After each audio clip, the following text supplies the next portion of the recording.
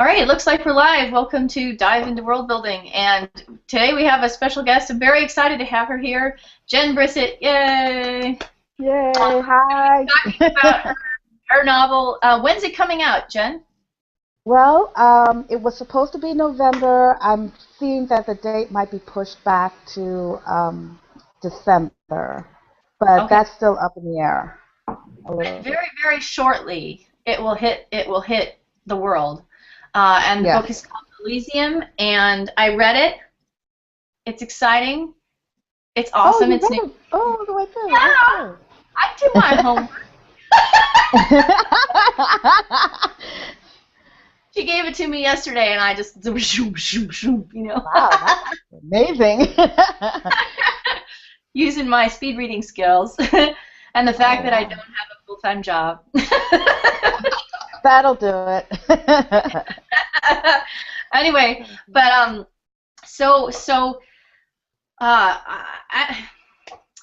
this is a really interesting book, and I guess because we're here sort of on the premise that we're going to talk about world building, I should talk about the world building that you've got going on there. But so it's effectively this very sort of layered and complex world building where it's hard to tell what's actually there and what's not. So maybe you could share some of your thoughts. You were telling me a little bit yesterday about the process of discovery for this world. So can you tell us a little bit about that? Sure. I mean, it was it started off to not be complicated, and that was something that I struggled against every time I think something got a little unwieldy. I had to really try to pull back because it was something that could easily become too complicated. But my process, or at least my thought process for world building in general, is that I don't think of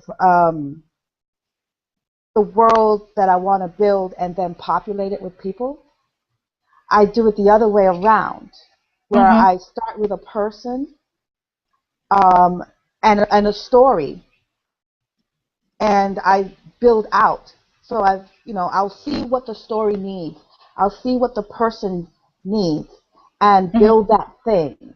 So in a way, for me, that's kind of like how cities are built. You know, you don't just build a city and then people move in. It starts with like a house, or somebody builds something there and says, I need a river, so there's a river. I'm going to go put my little place there. And, well, now I need a well, so I'm going to go build that well.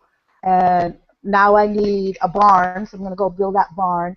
And you just sort of build outwards, right, based on the needs of the people involved.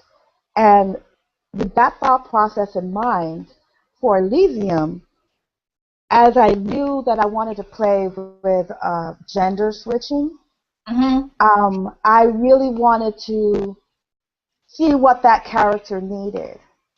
So in the beginning, you see the characters are having difficulties in their relationship. Well, how does that manifest itself? And I tried to start slow and not to really confuse my readers. But by the second chapter, you see that the gender has completely swapped. And what I was thinking, that each section where the switch happens, what was needed was another memorial to New York, if you follow me, because the book was really, it's because I'm a transplant here to New York. Okay. I've been here about 14, 15 years, and about the second year I got here, 9/11 happened, and of course that was a very big deal, and so that kind of comes into the book as well. You can't ignore the AIDS epidemic that happened here. So that was sort of what happened in one of the chapters. Every chapter needed to be, for me, a memorial to some aspect of New York. And so as I needed that, as I needed a place, I built around it. Yeah. I don't know if that makes sense the way I just Actually, it does. It does. Having read the book, I could say it does. It does? Yeah, it does. No, I mean, it's, I was going to say it's similar to, I've used that process where you have an idea of the kind of story. So it's like, what does the world have to be like for this story to happen? Exactly. Yeah. And it was an adventure, and when it really started to move for me, it started to be a lot of fun because I started to think, well, what can I do now? What can I do now? And I didn't feel like I had to be fixed on anything. I could explore so many different things and still remain in the same arc. And yeah, it was fun. I mean, it was a little frustrating sometimes. Because one time I kind of went off in a direction and I was going headlong into a direction. I was like, this doesn't internally feel right. So I had to throw out a few chapters and backtrack and start again. And this was in the early writing process, or in the initial writing process, actually. Yeah. Because I was sort of when I started to cook, when I really started to be clear in my mind. I was moving. I was just picking out pages because I was really getting in there. And then at one point I realized, I was cooking a little too hot and I veered off in some weird direction. And I looked back at what I was doing. I was like, let me backtrack. Well, I think one of the reasons why I could see that being very plausible would be that the book. I think that you've done a really amazing job of keeping all of the different pieces grounded by using very specific kinds of details in your descriptions, and maybe we can talk about that more in a minute. But at the same time, there is the sense of this constant flux and constant change, and you create over the course of the story the sense that the ultimate reality that you're experiencing is not actually what you're looking at. Yeah. Which is kind of cool, right? And that's part of what the flux does for you. But I can see how when your anchor is not really in the particular scene, that it would be easy to lose track of where the anchor was precisely and start putting on scenes that were not necessarily as well attached. Exactly. Almost like it's almost like the anchor is in this extrapolated place where oh, God. I mean, it would be very easy for none of the focus to come together, right? I mean, that would be very easy for that to happen. But it works. The theme is really what kept me coming back. The theme of Hadrian and Antinous.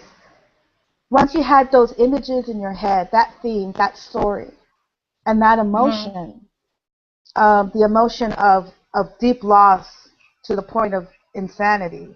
Once you keep that in your head, as you're working, you start to.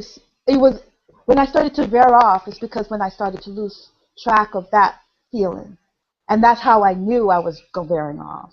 Yes. So tell us. I pulled back. I don't think that Glenda knows about the Hadrian and Antinous story. So can you tell us a little bit about that? Oh, sure. I think it was around 300 A.D. Emperor Hadrian, he was the emperor of all of Rome. He had a lover named Antinous, and a young man, and he spent very little time in Rome. He spent a lot of time traveling throughout the Roman Empire with Antinous, and they were known to be. They would have these kind of great intellectual parties, and they were just a great pair. They traveled to Egypt at one point, which was part of the empire at that time, and Antinous drowned in the Nile. It could have been an accident. This is how it was really recorded to be an accident, but there's a lot of suspicion that that he was murdered. Hadrian was not with him. Hadrian was not with him. He was feeling ill or sick or something at home, and he was just told that Antinous died, and this absolutely devastated him. He never was the same. He flipped out. There's no other. People around him were concerned about his sanity, and he started making memorials to Antinous all over the place. If you look into the ancient world, or do a nice Google search, and for Antinous, there's like statues and buildings and towns and rivers named after Antinous. There's even a religion that, from what I could see, is still being practiced based off of Antinous. He just really went through the mourning process over and over and over again, and he seemed to be actually a little suicidal, but his guard wouldn't let him kill himself. So he basically started to kill other people. Because he was like, he was a really great, he's known as one of the 5 great good emperors of Rome. Mm-hmm. But after this incident, he started to be a little more hard with people. And mm-hmm. And I remember this one quote that just stays with me. It says, "I can kill everyone but myself." I mean, he was just really devastated by that. And by using that anchor story, I was able to extrapolate the feeling of having that kind of love for somebody, and mm-hmm. just constantly reliving that loss. And that was the anchor for the book. Every iteration, because what I call it is a spiral narrative. Every iteration is reliving that separation, that loss, and it was a loss where he didn't even see what happened. He's just told he's gone. He's just gone. And for me, that sort of connected to 9/11. Yeah. Because at the time I had a bookstore, and it got very quiet in New York. It was pretty eerie. The streets were very empty. You could smell. Brooklyn really got the smell from 9/11. And you just didn't know what happened. Some people left the city because they just didn't want to be here. And some people left because they were gone. And it was just a sense of, these were not even names. These were just people that would come into my store on a regular basis, and I knew who they were. Right. Because I had the bookstore had a cafe, so people just came in for coffee or to chat or whatever, and I would just see them, and I would probably just know their first name, if that, or they would be the cafe latte or the chai latte or whatever. And when it was just this complete emptiness, it was something that it was kind of it came out in the book. Because I don't think I ever really sort of expressed it, because there was no way to express it before I started working on the book, of just how hard that was to just have somebody just disappear on you. Yeah. Not be able to say goodbye, not be able to even know what happened. Mm-hmm. And I just really connected with the Hadrian Antinous story and those moments. I mean, fortunately, some of the people that just disappeared on me started to come back, and I was really sort of, thrilled when I saw X, Y, and Z. Oh my God, you're fine, you're fine, you're fine, and that was really lovely. That was, oh my gosh, there was like there's a couple of people that I was sure, because I knew they worked down there, and I was really quite terrified that they had been killed. And then they come walking in the door about a month or so later, and I'm like, oh, good, they're back. But there was one of my regulars that didn't come back, and her husband actually, well, actually he's her partner, life partner. He came and told me that she didn't make it, and it's a very strange feeling. It's a it was. I guess the only way to really deal with it was to, just the book just helped me sort of deal with that sense of loss, because she's not like a family member. I didn't know her like that. She was somebody becoming a friend, and the I just put those feelings into the book of just. And it has been sort of a reliving it every year sort of situation too. It's every year around 9/11. Let's do it again. Let's do it again. And I mean, I've actually decided personally, as of last year, I'm gonna stop. I'm not gonna do this anymore. I'm not going to relive this situation again. I'm just letting it go. And because, I mean, I don't want to end up like Hadrian going crazy. You can see how that could make you nuts, to keep doing this again and again. But so let me ask you then, this is a really interesting thing that you've just revealed, and it says a lot about what you've done in the book. But so what I'd like to ask is, given the fact that the 9/11, disaster, tragedy, horror is a real world event, and the story of Hadrian and Antinous is also a real world anchor, and those anchors are very, very strong, clearly. What was it that turned you into the science fiction vein with this? I mean, was that, well, I'm just a sci-fi writer and it makes sense to me to process it in this way, or was there a specific drive behind taking those real world influences and treating them in a science fictional way? I think I didn't realize that I was going to actually work with the 9/11 idea. Okay. It sort of started to come out. I was thinking of gender swapping, and I was really, because my background as a programmer before the bookstore and all of that, I was a software engineer, and I thought, well, that's where I know my stuff a little bit, so why don't I integrate that? So I was really sort of thinking of the kind of alternate switching with the programming first. But as the story progressed, I started to see things showing up that I said, you know what, let me continue with this. Let me see how it looks. And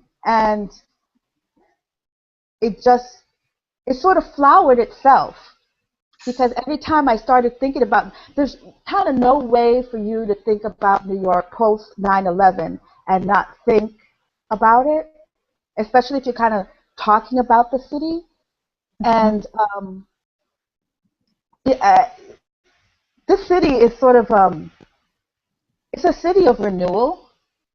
I think, I mean, it's a difficult city, but it's a sort of an amazing city in that it constantly renews itself. Even after a major disaster like 9/11, it renews. I mean, and this is not the first time the city has renewed itself. Right. So the programming for me was just sort of like, what happens if you get caught in a real loop, and then the 9/11 thing fit in, and the sense of urban decay fits in, even before 9/11. If you were here in the 80s at all and saw the graffiti all over the place and decrepit buildings falling down, and you're like, this city is really, and then you go to the same area today and it's brand new buildings, everything's like shiny, and it's just a constant breaking down and renewal. So Yeah. I mean, I don't know if that answers the question quite, but I hope it Yeah, I answers. think so. I mean, I think it sounds like you started off, with a story, and then the larger significance almost crept in to the patterns that you were creating, and then when you saw it, you went with it. Yeah, that's basically it. That's basically it. Because I mean, I think a lot of authors have these subconscious things that are going on in their heads, and I'll get a beta read from somebody, and they'll go, "Wow, did you see that thing you put in there?" And I'll be like, "What? What? Oh, really?" yeah, that's happened to me actually. So.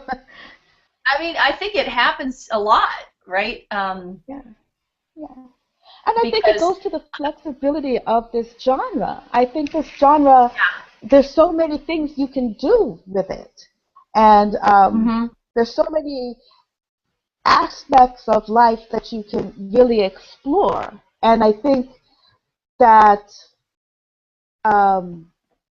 more authors need to try to do that. I mean, because as much as we want to kind of go off into the fantasy and sort of enjoy the release or going into other spaces and just sort of forget our troubles in the world, I think there's also a lot of room for exploring stuff that is very, very real in this non-real way. Yeah, oh, absolutely. And I think that what were you going to say, Linda? Oh, no, I'm just agreeing. I mean, science fiction and fantasy both, I think, are in a sense playgrounds where we can play with the really dangerous stuff. Yeah. Yes. But because the ground is made of ground-up tires and everything's covered in brightly colored plastic, we can play with the dangerous things without really hurting people as badly. And I think that it also gives us a unique way of articulating with some of these very difficult real-world issues that people need to process, right? I mean, yeah, it's interesting because now I was out of the country when 9/11 happened. Okay. And so I was never in touch with it. And while I was reading the book, I never made that connection. Oh. On the other hand, I can see it, right? I mean, I can see it when you point it out to me. I go, oh, right, but one of the things that I'm often talking about is how reader experience is a lot of our own experience. What the words of the book evoke can only come from what we've already experienced, in a sense, and you can push us outside of that to an extent, but like the fact that I wouldn't recognize that in it is probably a quirk of me. But you know what? In a way, now that I'm thinking about that actually makes me happy that she didn't necessarily see that. Because I didn't really want this to be necessarily a memorial to that event. I really wanted it to be a bigger picture about a love and loss. But that was just one aspect of it. I mean, some of the images that I used were stuff that I somewhat experienced at that time. But yeah, I was definitely trying to think bigger picture. So in a way, I'm kind of glad that you didn't necessarily jump.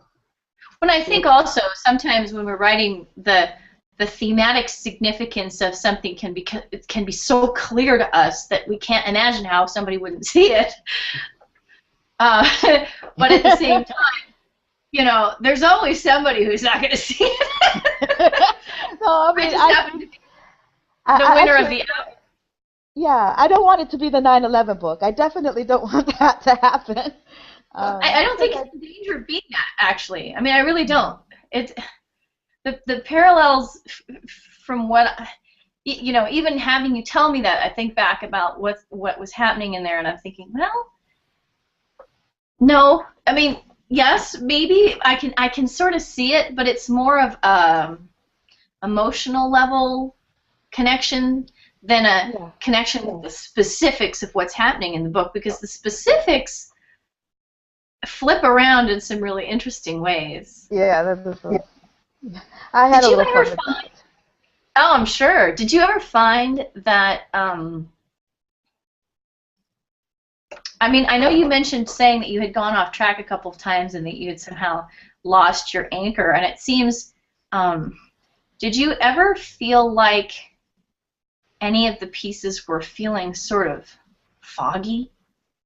I mean, because one of the things that I notice about it is that you've done so much to be very specific about tiny little details and sensations and emotional connections that I never feel like I'm not connected to a piece, right? Mm-hmm.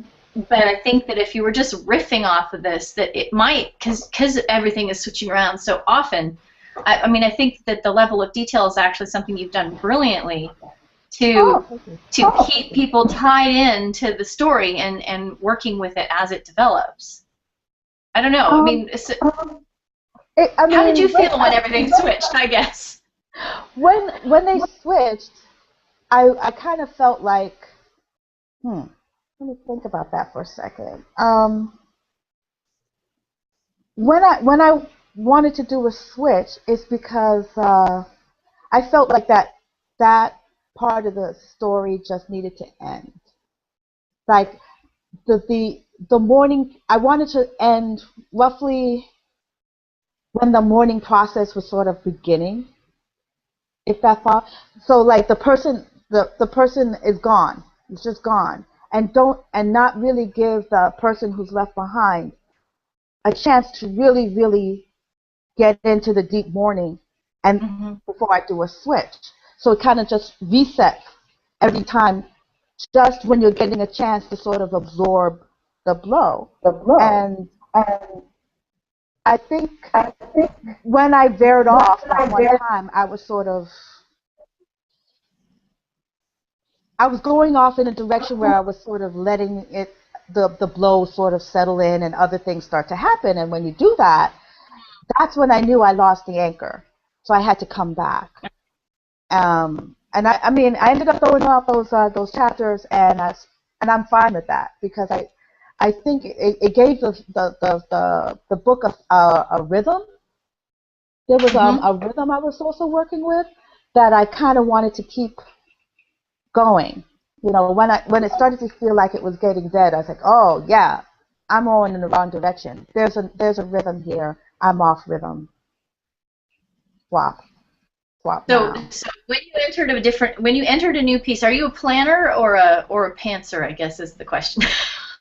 I am very much a user of index cards, rubber bands, staples, and paper clips. That's how I. So as you were going in, so for each piece, did you just instinctively know in advance what the new relationship was going to be between the Hadrian character and the Antonius character?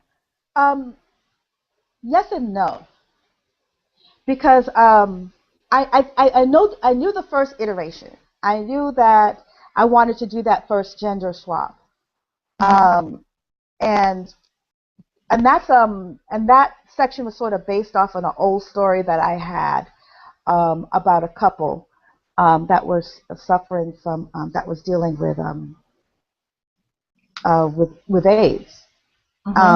And so I knew that iteration. But then as it gets to the next, because I had sort of other, on my index cards, I would have like the different iterations. And then when I would get to the end of the chapter, I would look at my index, it's like, this is where I should go now. And I would switch. And I would pull that, and I would sort of, that's why I like the index cards, because I could sort of put down ideas, fragments of images, and sort of move them around and write things out and sort of look at what I'm doing as a whole without having to write it all out, without having it as a stiff outline where I'm playing with cut and paste, sorry. But it's more tangible with the index cards, so I could just sort of move them around. And I actually found that a lot of fun because it makes it feel like a puzzle, and like you can sort of just play with it and see how it feels when you put one thing next to another, one image next to another. I think one of the fun parts is when I made them children. I just really, that to me was just so much fun when I realized that was a place I could go. Like, yeah, they could be little boys. Why not? I'll switch and make them brothers now.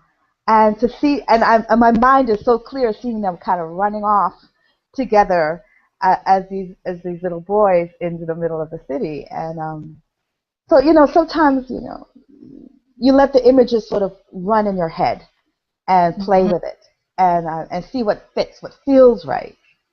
And, yeah. Yeah. Well, that's fun. So yeah, okay. So I'm trying to.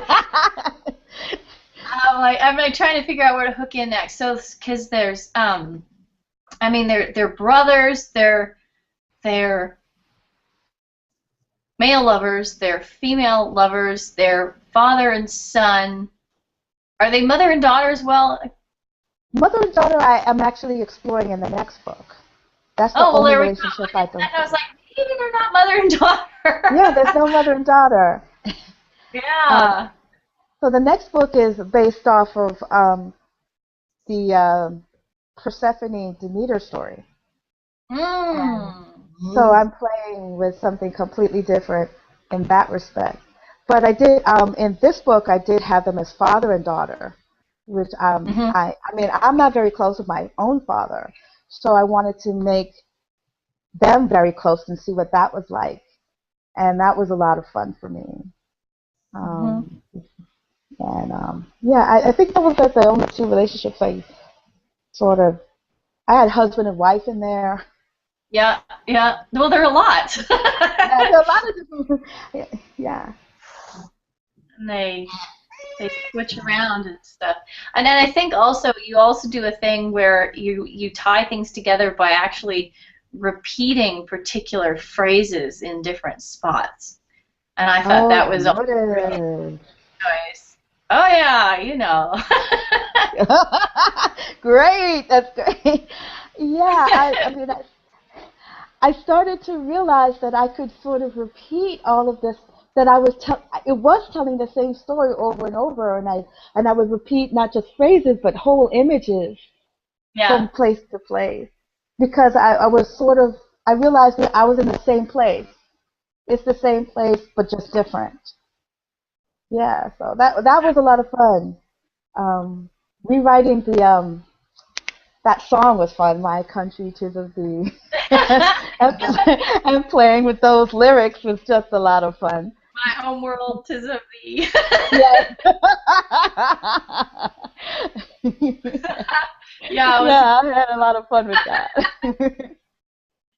Did you actually? I mean, it looked like you had some song lyrics in there. Did you actually have to go and get permission on those? Let's see. If you use just like a couple of lines, it's fair use. Okay. So there's like a couple of like. Like fair use to me, but I was like, does she actually? Like, how far did this go? Because I've never actually had to do it myself, so I don't know where the borderlines are. Yeah, I was very curious. Yeah, the only place I had to get permission was for Saul Williams' poem, and I just felt like that I needed to use it where I used it, and because that was a section that was a tribute to the world of hip hop before it was hip hop. When it was all graffiti and poetry slams and and all of that. So him, I actually I know him just a little bit. So I emailed him and I asked him for permission, and he said yes, and I did have to pay the company for that, but I was really glad to include that. Oh, that's great. Yeah. So you did have that experience, okay? Because I thought Yeah. I was like, she probably did this very deliberately. So yeah, I mean, there's a lot.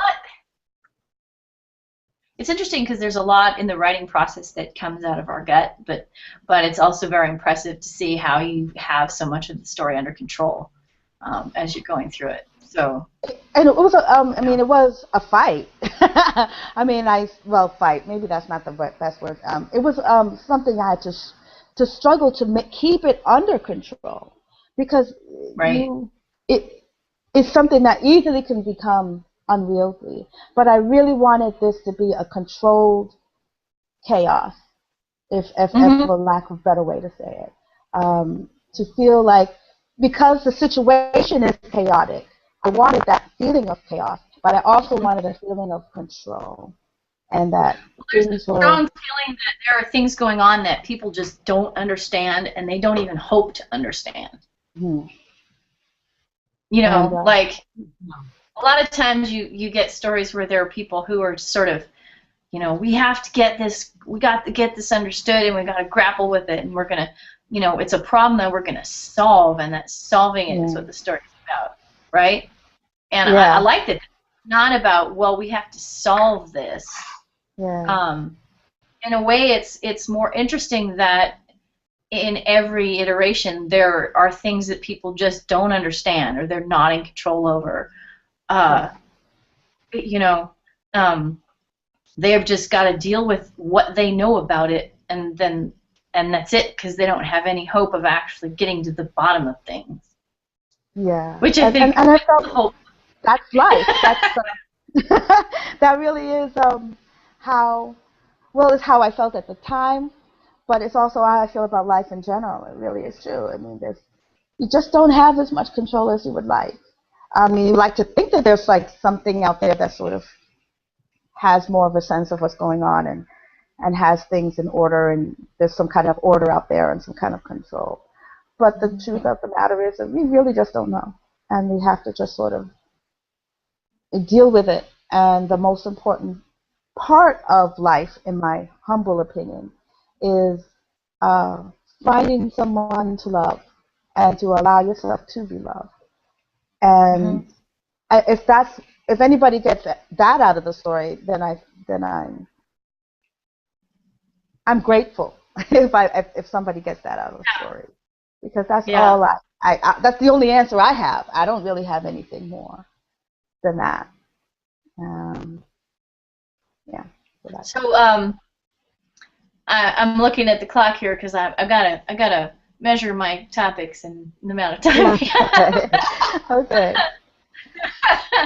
But I wanted to ask you if you have anything you'd like to say about the imagery that you use in the story. Like, are there some favorite images that you really like from the story that you'd like to talk about? I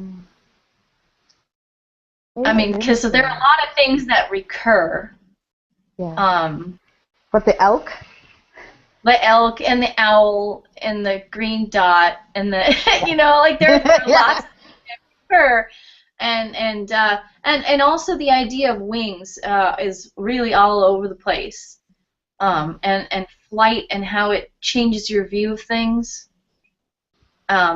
So I don't know. Those were some things that I found very interesting, and I wondered if you had any comment. Well, I mean, I really wanted to play with the idea of nature invading a computerized space.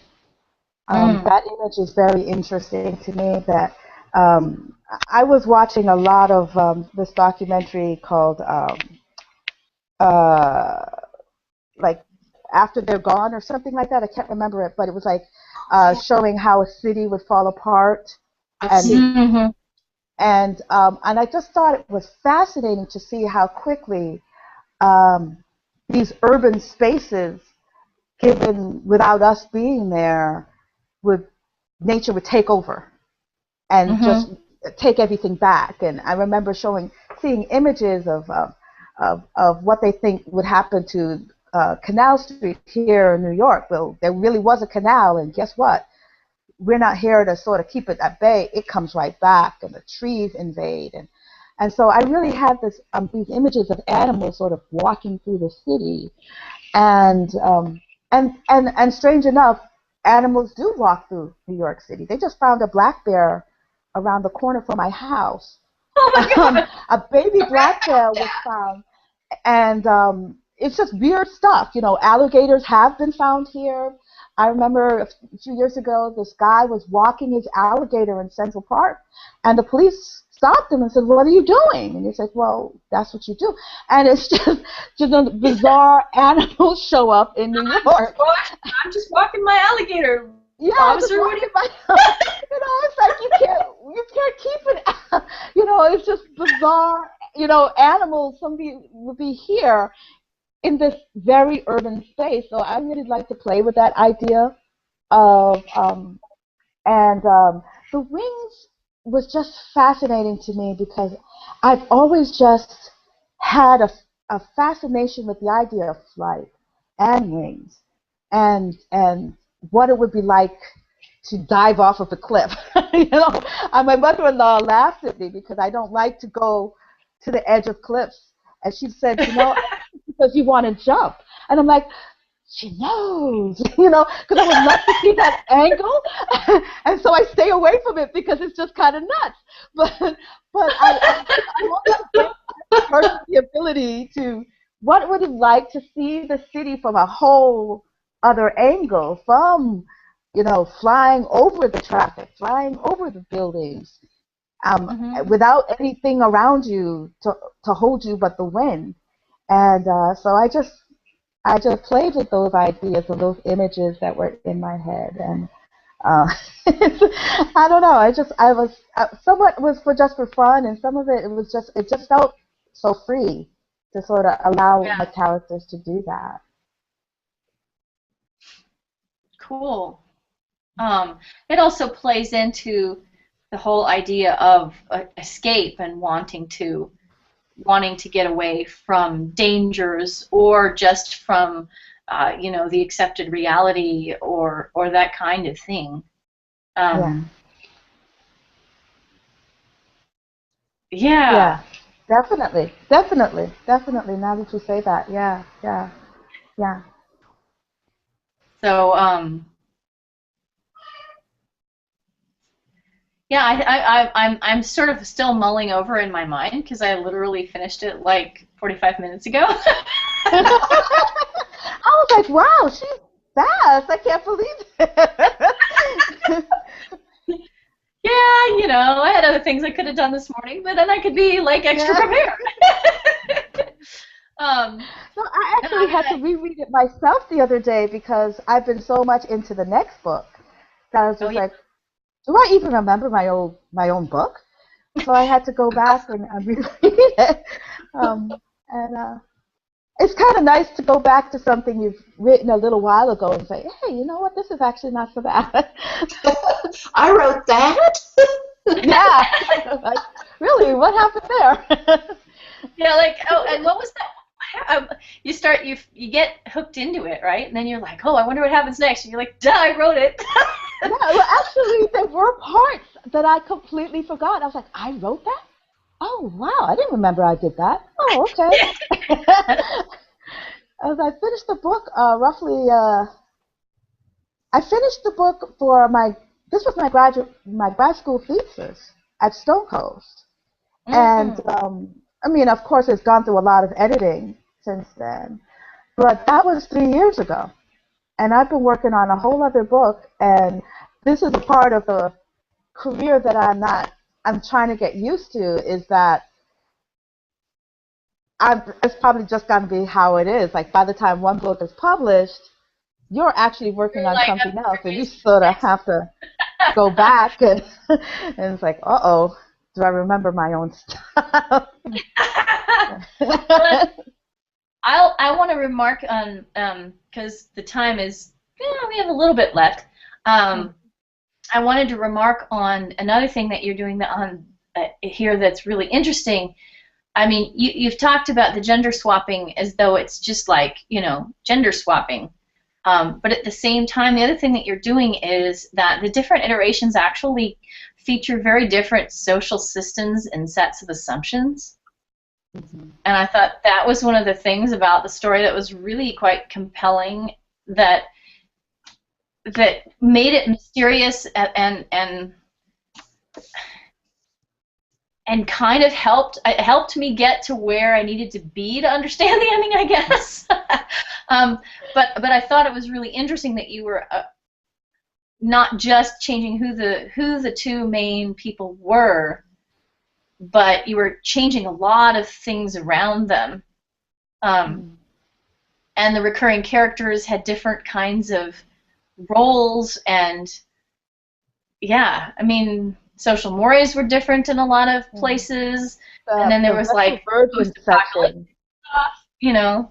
Yeah, Sorry? that Vestal Virgin section was kind of one of my prouder moments, when that was really different social structure. I had to do quite a bit of research on that one, because I really wanted to play with that idea of a real different kind of structure of how to live, and how the city would react to women, have women be powerful and yet not, and and that's very much how their lives were in Rome. They were incredibly powerful. They could do whatever they wanted. They could go wherever they wanted. They could sit and talk to men and not have any problem, but they were constricted by their sexual life, and that was just a taboo they could not break, and the punishment was very severe. So I really wanted to play with those ideas of switching power structures, and the assumptions of what one sex can do, and what one sexuality can do, and things like that. Yeah, but that was definitely in my mind. Okay. Yeah. Well, I'm just thinking, because there are people who have, you know, while these people have switched around, there are a lot of, you start thinking about, very often what draws a reader's attention is what changes, right? Mm-hmm. And what you've done is you've created a situation where what changes is so thorough that what draws the reader's mind is what remains the same. The same. Yeah. You know what I'm saying? So when everything around you is moving, you notice what doesn't change, right? When everything around you is the same, you notice what changes. I think it's a really interesting. I'm always talking about how to set the normal. It's one of the things that I think is really important for world building and for being able to make a story work, is like you have to understand what normal is before you can depart from it. Yes. What are the ground rules? Yeah, exactly. And so I thought it was really fun that even though within each scene you can kind of say, oh, well, here's normal and here's how we're departing from it. At the same time, on the larger scale, you've got this normal, which is the flux, and then these sort of islands of stability that rise out of that and carry you along. It's kind of an interesting reversal of what usually happens. Yeah. I don't know if I have anything further to say about that, or if I'm asking you a question or what. I'm like, okay, literary analysis on the fly here. No, I think you got it. I think this when you're in the middle of something, you don't always realize what you have done or why you did it, and then you step back and you go, you know what, that's right. And I think that was a lot of this book, was kind of riffing and stepping back and looking and saying, yeah, this is right, this is wrong, and really sort of, there was a lot of exchange of going back and forth of be freewheeling, come back and look at that. What is the baseline? What are my rules that need to stay focused? So that, I mean, if that's a part of world building, I guess that is what I use. Yeah. Well, you know what? We're winding down to the end here. This is a really neat book that you've got here, Jenn. Oh, So I thank wish you all you. Thank the you. best It sounds with fascinating. the next steps. Yeah, Glenda, totally.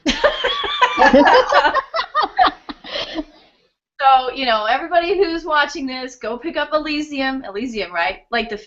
it's the Elysian Fields almost. Elysium. So, and Yes. it's very cool. It will definitely bend your brain in a good way. And everybody should pick it up. And thank you so much for being here and Oh, revealing thank you for about having your me. This was a thoughts. lot of fun. This was a lot of fun. Thank you, Juliet, for showing up. Thank you. Well, and I'm sorry we had technical difficulties with getting anybody else in, but Glenda, thank you for being here and finding your way in through this. Oh, Glenda, yeah, there you are. Disappeared on me. Okay, all right. So I don't know what was going on, and I feel like maybe there were people out there who might have wanted to come in but who weren't able to. So thanks to everybody for watching and being here, and I'm going to stop the broadcast right now. Okay.